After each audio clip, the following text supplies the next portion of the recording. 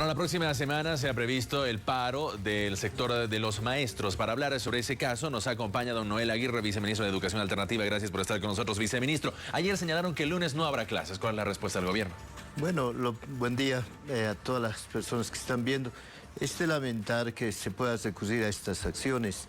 Todos sabemos, porque tenemos hijos, tenemos hermanos, tenemos sobrinos, que un paro para una persona que esté estudiando es contraproducente, no permite hacer un buen desarrollo de sus actividades educativas.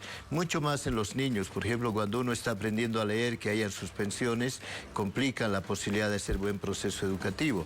Entonces, desde esa perspectiva, un paro en el sector educativo siempre es de lamentar, perjudica. ¿Habrá sanciones para ellos? Ahí hay una norma que no hay que solamente revisarla en caso que hay este tipo de cosas, es que toda persona en función laboral que no cumple lo que es su obligación, obviamente tiene que recibir la sanción que corresponda. ¿Es legítimo su paro? Porque ellos están luchando justamente por reivindicaciones sociales, es lo que ellos señalaban. Hay que analizar, y precisamente es lo que nos preocupa. Hay varios argumentos que se están mencionando en estos días que no tienen sustento y algunos están muy mal leídos, muy mal informados, inclusive los dirigentes están informando muy mal a sus bases, a los maestros. Entonces, en esas condiciones no se puede hablar de legitimidad.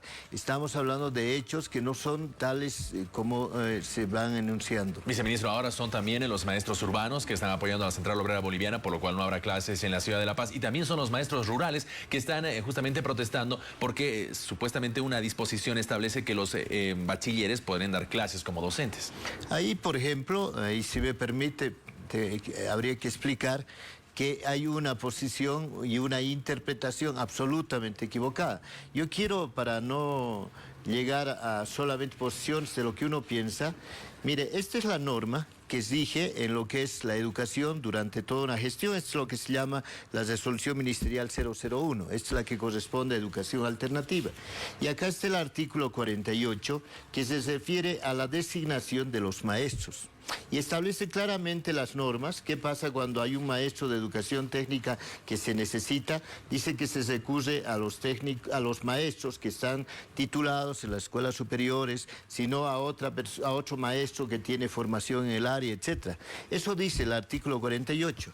Y el artículo 49, que está acá en la parte verde, se refiere a la necesidad cuando uno tiene, por ejemplo, en educación especial, nosotros necesitamos psicólogos. Y esos psicólogos tienen que incorporarse también a trabajar en un centro de educación especial. No es maestro, es un otro profesional. Por eso se refiere al artículo 49.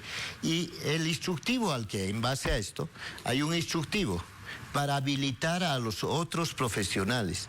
En el caso de educación técnica, nosotros necesitamos por lo menos que sean técnicos medios, y entonces eso es lo que ha salido, este es el instructivo, que dice, se refiere a los otros profesionales. Acá se está refiriendo al artículo 49 de otros profesionales, si usted ve. Permítame. Pero no solamente eso, permítame, para terminar esto, no solamente eso, frente a esa mala interpretación, a la creación de un conflicto que más bien perjudica inclusive lo que puede ser el generar procesos de estudio con los estudiantes, nosotros el día 10 de junio hemos sacado un otro instructivo y además lo hemos hecho público y hemos anulado ese instructivo. Fíjense, por si acaso, aquí está la publicación en periódico que ha salido el 12 de junio, este domingo pasado. Permítame, viceministro, porque también hay consultas desde la ciudad de Santa Cruz. Gabriela Oviedo, con usted. Gracias, Pablo Montaño. Saludamos a nuestro invitado viceministro. Por favor, queremos que le quede claro a todo el país. ¿Los bachilleres pueden o no dictar clases? Digo de manera enfática, no. Y eso lo dice la norma, una y en otra. Dice que son maestros, en el caso de educación técnica, que tiene la formación en el área de formación técnica. Si no fuera un maestro que ha salido a la normal con esa especialidad, es un maestro que ha estudiado en algún otro lado.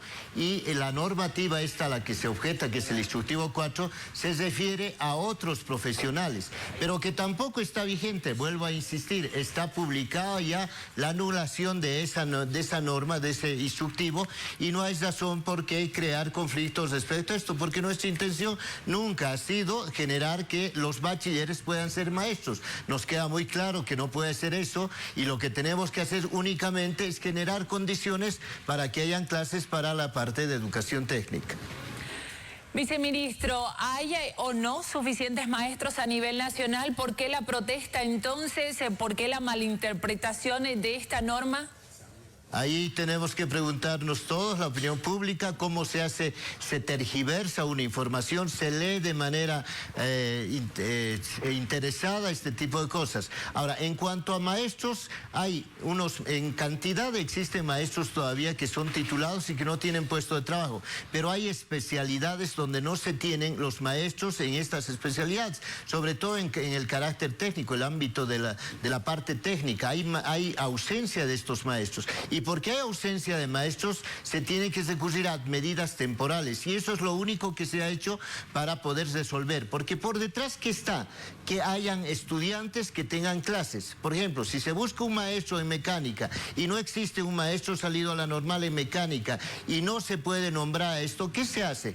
Sencillamente no se le va a nombrar y entonces hay una cantidad de estudiantes que no pueden estudiar esta área.